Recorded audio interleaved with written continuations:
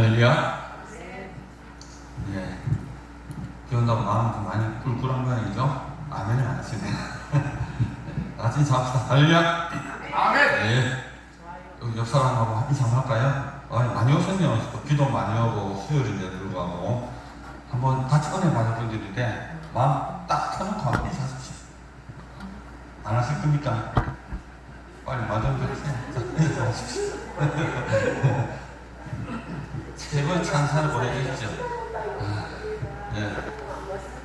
마음 그래서 우리 찬양하면 또 은혜를 많이 받을 것 같아요. 기도하고 우리 하나님께 찬양을 나누겠습니다.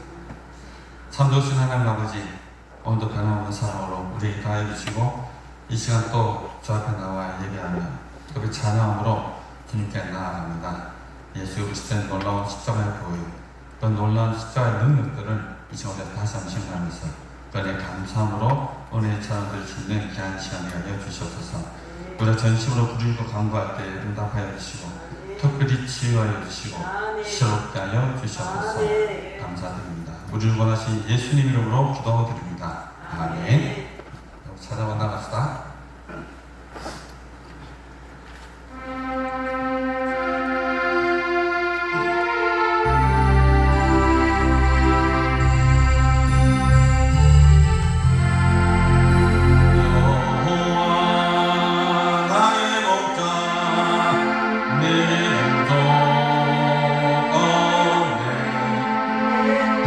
푸른 초장 위에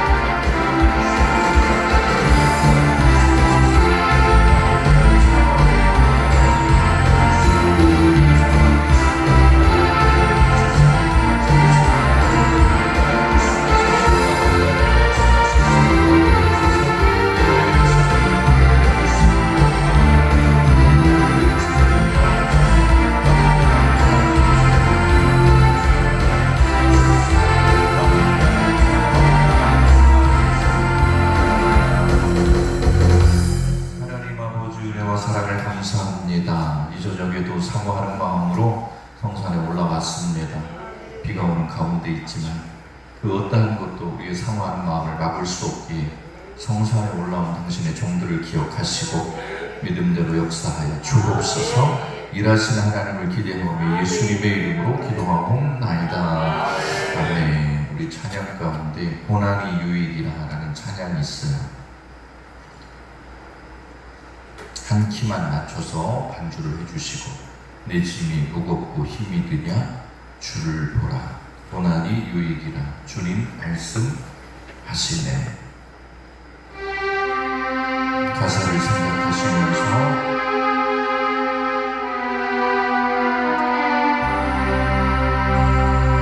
내 짐이 무겁고 힘이 드냐 주를 보라.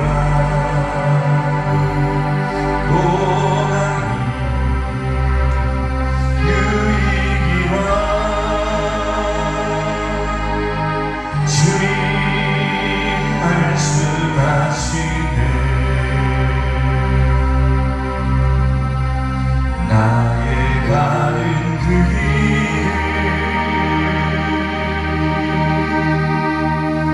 오직 주가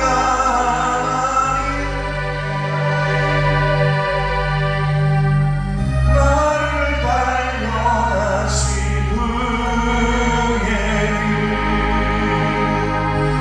내가 정금같이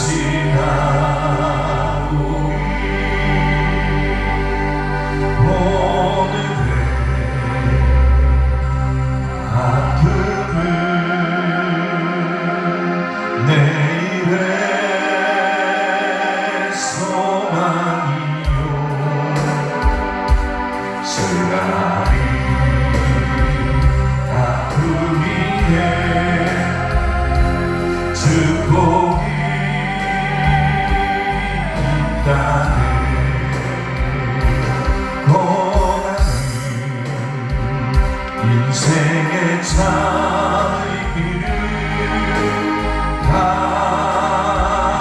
알게 하고 예수님 한 분으로 만족할 수 있어요. 나의 가는 그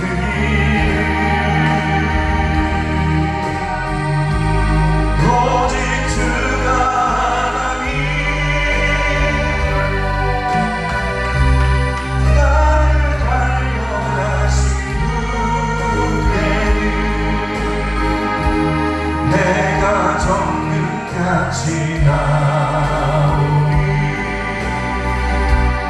고난이 그면 영광도 드는 것 천사의 영광과 비교할 수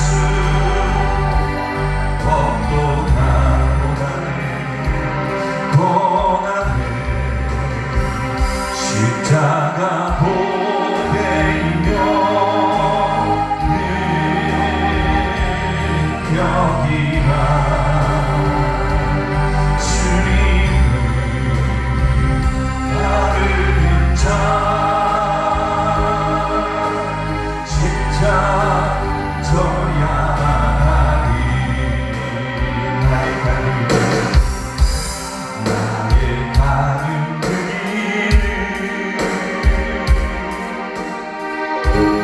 오직 주가 하나니 나를 달려가신 후에는 내가 정금같이 나오리. 좁은 길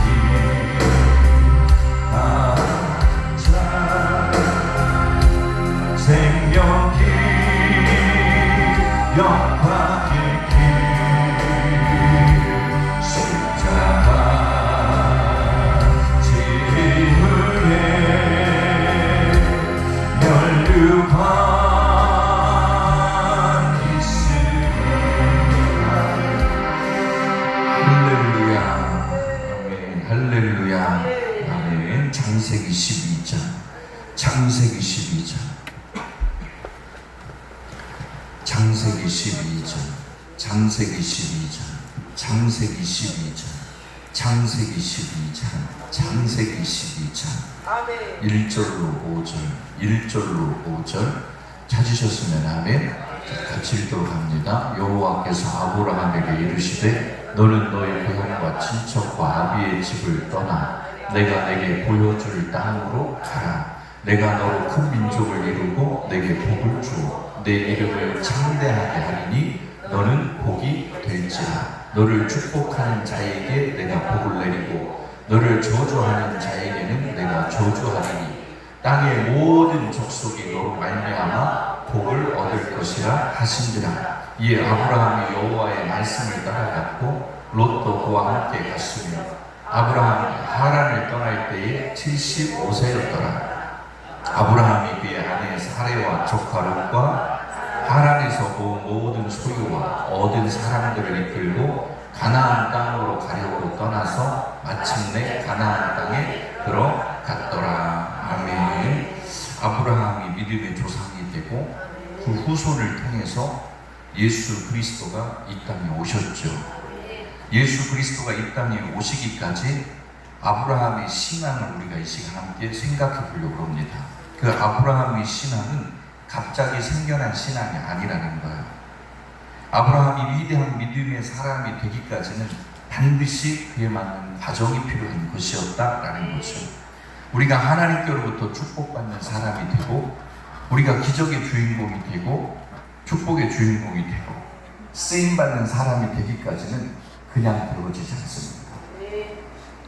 우리가 신앙의 삶을 살아가다 보면 고난이라고 하는 늘 문제들이 찾아옵니다. 우리가 정전의 찬양을 불렀듯이 그 고난이 고난으로 끝나면 절망이지만 우리 믿음의 사람들에게 고난은 주님 안에서 다시금 유익이 되어지는 역사가 있다는 것 믿으시기를 간절히 소원합니다. 아브라함도 동일했어요. 성경에 쓰임받은 모든 인물들이 그렇게 살아왔어요. 가는 그 길이 순탄한 길은 없었어요. 그러나 그 길 끝에는 반드시 회복이 있었고 승리가 있었더라. 믿으시면 아멘. 언제나 이 과정이 있다는 사실을 우리는 잊지 말아야 합니다. 그런데 과정은 과정일 뿐이라는 거예요. 과정을 통과하고 나면 결과가 예비되어져 있다. 그러니까 모든 결과는 과정이 없는 결과는 없다는 거예요. 시작. 그렇죠. 과정이 없는 결과는 없어요. 결과에 이르기까지는 반드시 과정이 필요하다라는 거예요. 하나님이 쓰시는 데에도 동일하더라는 거예요. 어떤 분들이 묻습니다. 목사님은 이렇게 어린 나이에 하나님 앞에 쓰임받는 것이 최고의 기쁨 아닙니까? 어떻게 하면 그렇게 쓰임받을 수 있습니까? 다른 거 없어요. 과정을 잘 밟으시면 돼요. 어제는 우리가 잘 알고 있는 목사님 중에 여기 기도원에 오신 오래되신 조원만 목사님 아시죠? 형님이에요. 제 형님. 원만한 형님. 형님이신데 그런 이제 통화가 됐어요. 그러면서 하시는 말씀이 참 우리 김 목사는 아우는 이른 나이에 쓰임받은 것이 얼마나 감사한지 자기가 당신이 저를 위해서 기도해주고 중보할 때마다 느끼는 게 있다는 거예요. 이 젊은 나이에 나는 지금 우리 김 목사가 몇 살이지? 아우 나이도 몰라요. 저 형님 나이를 아는데 내 나이가 몇인데 내 나이가 어때서 45 아닙니까 형님이? 그랬더니 내가 45으로 보인다 그랬다. 제 나이가 그렇습니다 형님. 그 나이에는 내가 어느 큰 교회를 또 부목사로도 계셨고 또 이런 일들을 하고 계시고 당신이 이렇게 사역을 해오시면서 보니까 젊은 사역자들을 세워주고 싶은데 젊은 사역자들이 크게 이렇게 쓰임 받았으면 좋겠는데 그렇지 못하는 그러한 현실이 마음이 아프더라고요. 왜 그럴까요? 그랬더니 훈련이 없어서 그래요. 그러면서 저에게 깨달으라 라고 하는 말씀이기도 하시죠. 하신 말씀이 김 목사는 그 나이에 어느 목사는 일생 동안에 겪지 못할 일들을 많이 겪어서 그런 거야 그러시더라고요. 그 나이에 제 나이에 제 환경에서 김 목사가 그런 서비스 맡은 거 과정을 그 목사님 잘 알고 계시거든요. 어떻게 그 나이에 그런 과정을 견딜 수가 있었고 과정을 밟을 수가 있느냐, 저도 잘 모르겠어요. 그런데 끝까지 그냥 약속의 말씀을 붙들고 우리 어머니의 신앙이죠, 신앙. 그리고 왔더니 어느 날 하나님께서 가나안에도 세워주시고, 여러분이 아멘 안 하는, 누가 아멘 안 하고, 전국의 많은 교회와 기도원들 가운데 하나님이 말씀을 전하게 하시고, 아무리 생각해도 이거는 기적이에요, 기적. 이거는 정말 사람이 만들래야 만들 수 없는 일들이에요. 그런데 그 모든 일들을 누가 하시느냐? 하나님이 하셨더라고요. 제가 제 모습과 제 환경을 한번 뒤돌아보는 시간이기도 했습니다, 오늘 새벽에. 그랬더니 야, 이렇게 많은 과정을 밟아왔구나. 그런데 계속 생각하면 생각할수록 내 힘으로는 견딜 수 없는 과정들이었더라고요. 다시금 저에게 그런 환경이 딱 놓인다 그러면 저는 두 손 다 들 거예요. 그만하겠다고. 알고는 정말 그 과정을 못 밟을 것 같아요. 하나님께서 그때 그 상황에서 이것을 이해시켜서 이 과정을 밟게 하셨더라면 내가 과연 그 길을 걸어올 수 있었을까? 여러분, 우리가 깊이 생각해 봐야 됩니다. 지금 내 생각대로 이해가 안 되는 일들이 분명히 있거든요. 어떻게 내 인생이 이럴 수 있느냐고 전혀 예측할 수 없는 일들 때문에 우리는 괴롭고 힘든 순간들이 있어요. 그런데 그게 감사가 됩니다. 지나고 보면 그게 감사가 돼요. 왜 하나님 내가 이 길을 가야 되고 내가 이 과정을 밟아야 되는지 이게 이해가 안 되니까 때로는 짜증도 나고 불편하다. 그런데 지나고 보면 이해되게 하시는 분이 하나님이시더라고요. 결과를 두고 보면요, 이런 결과가 예비되어져 있다 그러면 저는 다시 그 길을 밟을 수 있을 것 같아요. 그런데 결과가 이렇게 뭔가 확실히 정해져 있지 않고 보이지 않는다 그러면 그 길을 누가 갑니까? 그 길을 누가 갑니까? 요즘 제가 사역을 하면서 젊은 우리 목사님들에게 외치는 게 있다면 그거예요. 부족한 종이지만 나의 모습을 보고 나는 이런 환경 속에서 하나님이 여기까지 인도하셨구나. 당신들의 삶은 하나님이 나보다도 더 크게 쓰시고 더 크게 하나님 역사하셔서 더 좋은 자리에서 사역을 감당하게 하실 거예요. 그러니까 지금에 놓여있는 과정을 우리가 피하지 말고, 과정을 묵묵히 내가 이해하려고 하지 말고 그냥 이끄심 따라서 이끄시는 대로 따라가다 보면 나중에 이해가 되더라니까. 모세가 부름을 받아서 하나님 앞에 쓰임받을 때 과정만 보이니까 힘든 거야. 왜 내가 바로에게 서야 되느냐, 그 무시무시한 사람 앞에. 그런데 과정은 과정일 뿐이라는 거야. 사랑하는 종아 임마누엘, 내가 너와 함께 할 거야. 보여야 삽니다. 십자가가 보여야 삽니다. 인생 나 혼자 살아가는 것 같고 정말 뭔가 피할 수 없는 진퇴양난 같은 문제들이 내 앞에 놓여 있어요. 뒤로 물러갈 수도 없고 어찌할 수가 없는 문제들이 내 앞에 놓여 있어요. 이게 다가 아니라고요. 나 혼자 이 문제 앞에 딱 직면해 있는 게 아니라 나의 배우가 되시고 힘이 되시는 분이 계시더라. 그분이 누구냐? 우리 아버지다. 지금도 그 아버지는 우리에게 말씀을 통해서 계속해서 언약을 주시는 거예요. 내가 너의 보호자다. 내가 너의 치료자다. 내가 너의 길이다. 내가 너의 힘이다. 내가 너의 산성이다. 내가 너의 요새다. 내가 너의 반석이다. 계속해서 말씀 주시는 거예요. 우리가 말씀을 듣는 건 다른 게 아니에요. 이 복음인데 이 복음은 예수 그리스도를 말하는 거예요. 예수 그리스도, 그가 복음이신데 예수 그리스도를 들음으로, 예수 그리스도의 말씀을 들음으로 우리의 믿음이 성장이 되고, 우리가 신앙생활 한다는 것은 다른 것을 아는 게 아닙니다. 예수를 아는 거예요. 믿으시면 아멘. 다른 환경을 접하는 게 아니라 예수를 만나는 거예요. 예수 만나는 거. 믿으시면 아멘. 예수님이 어떠한 분인가를 알아야죠. 자식들이 부모가 어떠한 능력이 있는가를 알아야 자식들이 인생을 살아가면서 부모에게 있는 능력이 필요할 때 그 능력을 끌어다 쓰는 거예요. 그런데 아버지에 대해서 도통 알지를 못해. 아버지의 성격이 어떻고 아버지가 어떻게 이렇게 얘기를 하면 아버지가 용돈을 많이 준다는 걸 아는 게 지혜예요. 그런데 그것을 모르고 아버지 마음에는 하나도 안 들어. 그리고 맨날 달래. 주겠어요 안 주겠어요? 첩벌을 하면 쓱 나가서 돈이나 벌어내면 쓰겠지. 그런데 아버지의 마음을 잘 알고 아버지의 마음을 잘 붙드는 자녀들이 있더라는 거예요. 걔는 용돈을 달라고 직설적으로 얘기한 적이 없어요. 그런데 아버지 마음을 기쁘게 해요. 예를 들면 그런 거 아니에요? 아빠 나 뭐 필요하니까 용돈 주세요 하는 것보다 시험을 보고 100점짜리 성적표를 갖다 주는 게 용돈이 더 빨라. 가는 속도가.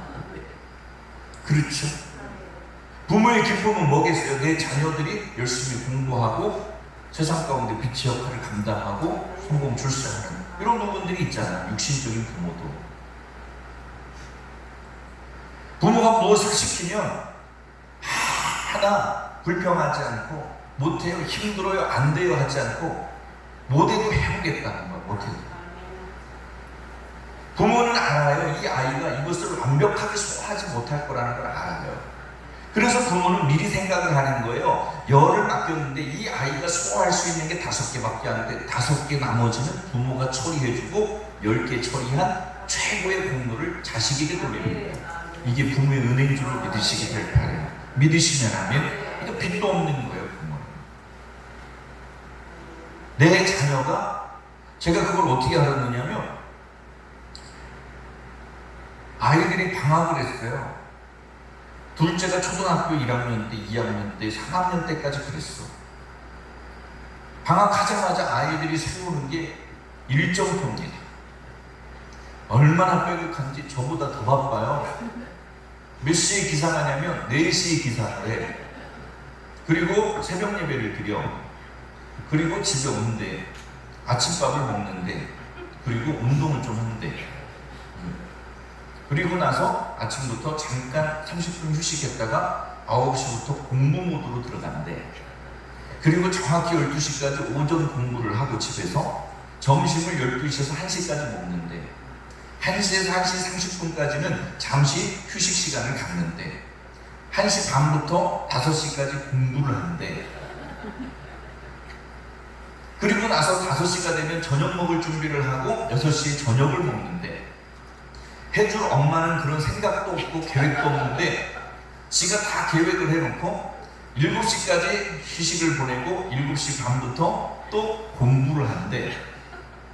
10시까지 공부를 딱 하고 나서 일기를 쓰고 씻고 정확히 11시에 취침에 들어간대. 이걸 얼마나 잘 짰는지 세상에 시간 색깔을 칠해가면서 일정표를 다 만들었어요. 그리고 어디다 붙여놔요? 방문에다가 밖에다가 다 보라 이 말이야. 다 보라 이 말이야. 딱 붙여놔. 야, 너 진짜 이거 하려고 이렇게 하는 거냐? 그랬더니 그렇대. 다음 날부터의 모든 스케줄은 다 무너지지. 깨워도 안 일어나. 하루 종일 있잖아. 방학 숙제는 언제 하려고 그러냐? 걱정하지 말라는 거야. 오늘 못하면 내일 하면 되지. 그 내일이 방학이 끝나기 하루 전날까지 갑니다. 그럼 이제 누가 심란하냐? 지도 심란하지. 밀린 일기도 써야 됩니다. 공부하는 것도 숙제하는 것도 해야 됩니다.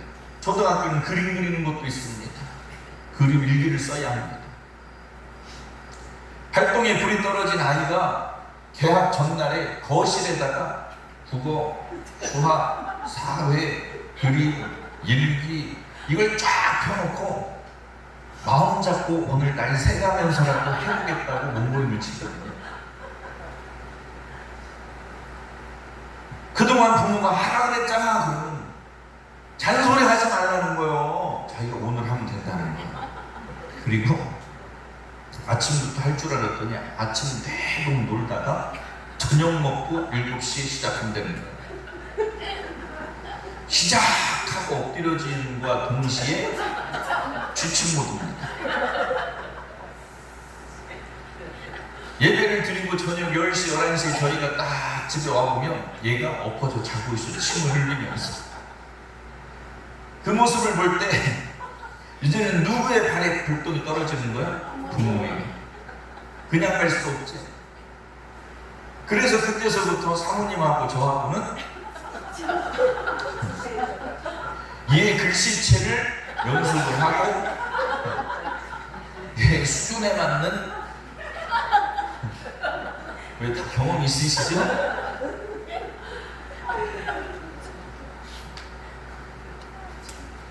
그간 사역해 왔던 모든 순간보다 그 순간이 가장 힘들었어요.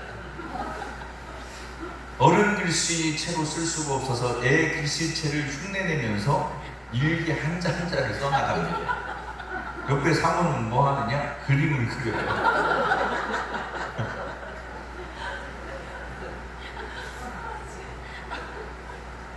얘야 일어나서 마저 네가 좀 해라. 얘가 잠에서 깨어나지를 못해. 그리고 날이 새도록 새벽 예배 갔다 와서도 해야 됩니다. 그때마다 교인들이 반응을 보입니다. 우리 목사님, 사모님, 우리들을 위해서 찬양을 하셨다. 눈이 저렇게 충혈이 돼가지고 말도 못하고, 그리고 와서 애가 학교 가기 전까지 숙제를 마무리를 합니다. 더 기가 막히게 있어. 애가 참 하고 일어나.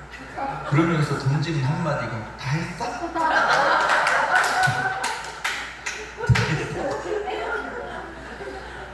얘는 아주 치밀한 계획과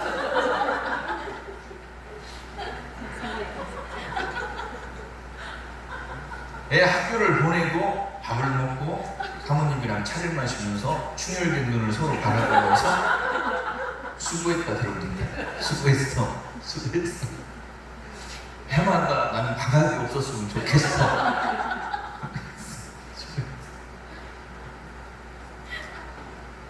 아무리 힘들고 피곤해도 괜찮은 이유가 있다면 내 자식한테.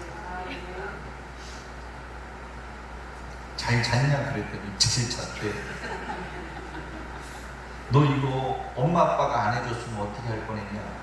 그런 의심을 해본 적이 없다.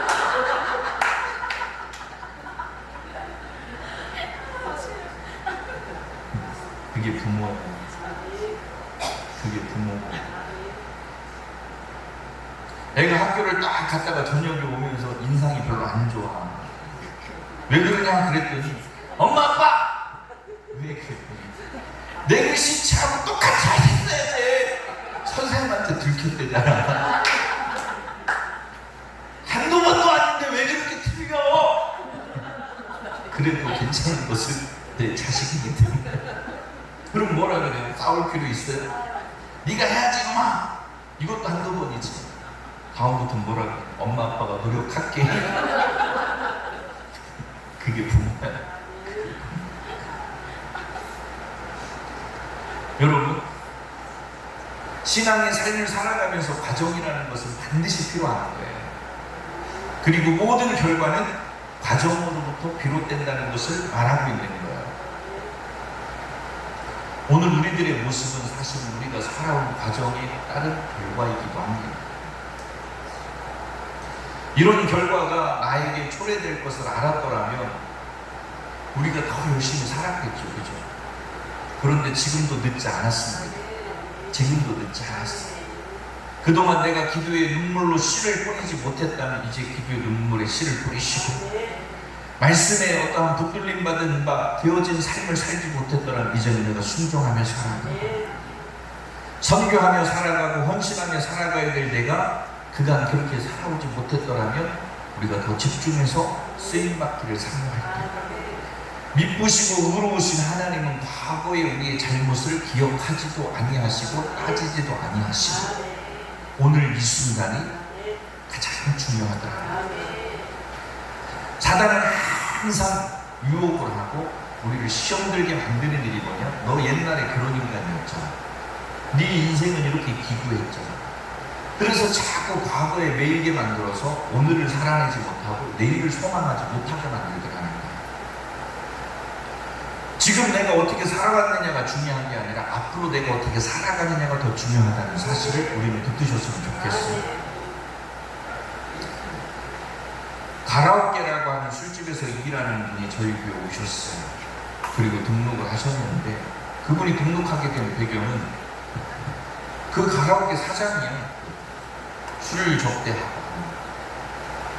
그런데 인생이 너무 기구하고 외로워서 앞에 있는 교회를 딱 나온 거예요. 그 이름이, 가라오케 이름이, 달라주던 이름이 청바지예요. 청바지. 맨날 시끄럽게 예배하는 저 교회가 바로 앞에 있어. 우리 교회 앞에, 우리 교회 공원, 그 다음에 그 주적입니다. 맨날 저 교회는 새벽까지 시끄럽더라는 거예요. 도대체 뭐 하는데요? 그런데 희한한 게 저 교회에서 흘러나오는 찬양과 기도 소리가 언젠가는 시끄러웠는데 그 다음부터는 이상하게 자기의 곤고한 마음을 채워드리는 거예요. 한번 가봐야 되겠다, 한번 가봐야 되겠다, 한번 가봐야 되겠다 마음으로는 늘 하고 있었는데 선뜻 교회라고 하는 데가 자기의 직업과 환경의 특성상 가기가 힘들더라는 거예요.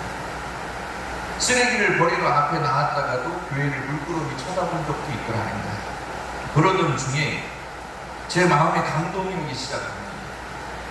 제가 술집에 들어갈 수는 없으니까 우리 전도팀을 시켜가지고 야 전도팀 저쪽으로 가라. 한번 다녀와라. 술 먹지 말고 콜라 먹고 나와라. 전도팀이 술집이죠. 주점이라 그래. 거기에 들어온 교회 뭐 전도팀 어느 교회도 없었대. 우리 교회가 유일한 교회가 된 거야. 술집에 들어와서 전도를 하는 교회는 처음 봤다는 거죠. 그런데 전도팀이 갔는데 마침 손님이 없는 거예요. 그리고 영적인 얘기를 자꾸 하고 하다 보니까 그분이 그러면 이번 주 주일에 교회 한번 가볼게요 하셨어요. 그리고 주점의 주일날 낮에 문을 닫고 교회로 오신 거예요. 생긴 게 희양찬란하고 얼굴에다가 매직을 얼마나 찍어 발랐는지 시커머니 주둥이에다가는 뭘 그렇게 잡아먹었는지 막 뻘걸 해가지고 문제는 의상이에요. 의상. 도대체가 눈을 감고 상담을 해야지 눈을 뜨고 눈을 둘 데가 없어.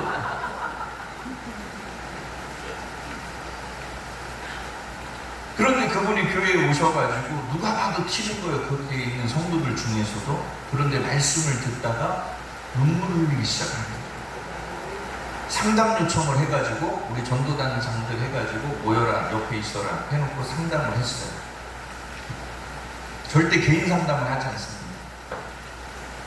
음료수 좀 차준대요. 거기 대기하고 있고 다 상담을 같이 해요. 그런데 그분이 울면서 하는 얘기가 저 같은 사람도 교회에 올 수 있습니까? 라는 거였어요. 그래서 제가 그랬어요. 당연하죠. 누가 당신을 죄인이라 말할 수 있습니까? 당신도 하나님의 사람입니다. 직업의 특성상 당신이 현재 그 일을 하고 있는데 그럼에도 불구하고 만족을 못 느끼고 공고함을 느끼고 있다면 이제 하나님이 당신을 부르시는 타이밍입니다. 모든 사람은 육신의 옷을 입고 있기 때문에 얼마든지 넘어질 수 있고 자빠질 수 있고 쓰러질 수 있고 입심 들어간다 아멘 어라는 얘기예요. 충청도 스타일로 가면 소리가 안 끝나요. 그런 이야기를 했더니 그분이 막 닭똥 같은 눈물을 막 흘리면서 사실은 자기가 이 직업을 하려고 한 게 아니라 부모하고 동생들을 먹여 살려야 대개는 그렇게 일하시는 분들의 특징이 자기를 위해서 하는 일은 하나도 없어. 망가져가면서 몸을 버려가면서 술 같은 게 얼마나 독합니까? 그런데 하는 이유는 다 부모 때로는 형제 자매 위해서 그런 헌신을 하고 있더라고요. 육신의 옷을 입고 살아가는 우리 모두는 다 죄인입니다. 언제든지 유혹받을 수 있고 언제든지 쓰러질 수 있고 죄 가운데 있을 수가 없고, 그것이 우리가 육신 안에 놓여있는 삶입니다. 그런데 이것이 다가 아니라는 거죠. 우리가 이 정말 어둠 가운데 지름탕 같은 이런 인생 가운데 벗어날 수 있는 길이 있더라는 것, 하나님의 자녀임을 회복하는 겁니다. 당신도 하나님의 자녀입니다. 그랬더니 제가 하나님의 자녀입니까? 그럼 당연하죠. 자기는 몰랐대. 당연히 몰랐죠. 왜? 왜요? 내가 이런 환경 가운데 있기 때문에, 내가 하나님의 자녀됨을 증명할 수 있는 환경 가운데 없었기 때문에. 그러나 오늘 당신은 예배자가 되었고, 예배 현장에 나와 예배자가 된 것으로 시편 50편 5절의 말씀처럼 내 백성을 내 앞에 모아라. 내가 저들과 제사가 예배인데 제사를 통하여 언약을 맺으리니. 믿으시면 아멘. 그 언약은 무엇이냐? 내가 너의 하나님이고 너는 나의 자녀라는 말이에요. 내 인생이 어떻게 살아왔느냐보다 더 중요한 것은 지금 내가 어디에 서 있느냐는 거예요. 예배자리에 서 있느냐는 거예요. 하나님은 그 예배자의 모습을 통해서, 예배하는 나를 통해서 언약을 맺으시더라고요. 믿으시면 아멘. 당신의 직업이 어떠했느냐가 중요한 게 아니라 지금 당신은 예배자로 서 있다는 거예요. 믿으시면 아멘. 제발 좀 자유하시기를 바랍니다. 목사님, 교회를 나오면 직업을 정리해야 되는 거죠? 아니요. 그것도 당신 힘으로 하지 마십시오. 억지로 하고 인위적으로 하고 뭔가 무리수를 두고 하면 오히려 당신의 이 환경이 당신을 주님께서 더 주님께로부터 멀어지게 만들 수 있습니다. 그럼 목사님은 어떻게 합니까? 다른 거 없습니다. 예배를 회복하시면서 하는 일에 대해 집중하지 말고 예배에 먼저 집중을 하십시오. 하나님 알아가기를 먼저 하십시오. 이분이 얼마나 대단한 분이냐면 지금은 술집을 정리하고 분식적으로 합니다. 그 전에 어느 정도였냐면 얼굴도 예뻐요. 화장을 얼굴에다가 쳐 발라놔서 안 예뻐 보였던 거예요. 화장 싹 다 벗겨놓으니까 얼마나 예쁜지 모르겠어. 눈깔에 힘도 빠지고. 진짜 그래요. 그러니까 여러분들은 주님 때문에 감사하셔야 돼요. 성형수술 공짜로 받은 거예요.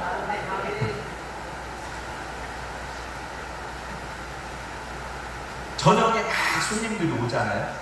손님들을 받고 손님들을 접대하면서 그런데도 밖에를 이렇게 쳐다보면 교회 십자가가 밥 앞에 보이잖아요. 십자가를 보면